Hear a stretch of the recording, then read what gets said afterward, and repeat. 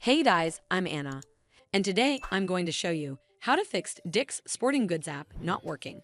So first of all, you need to make sure you're running the latest version of the app.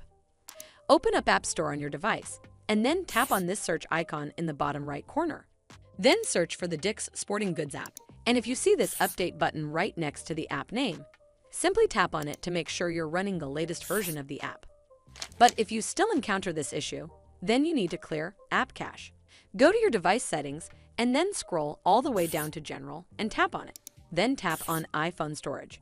From here, search for the Dick's Sporting Goods app and then tap on it. Once you're on this screen, you need to tap on Offload App. Tap again to confirm. It'll take a bit for processing, and then a Reinstall button will show up. Simply tap on it to reinstall the app. This should fix the issue, but if it doesn't, then you need to completely reinstall the app. Follow the on-screen instructions to navigate all the way to the app page. Once you're on this screen, tap on Delete App to uninstall the app from your device.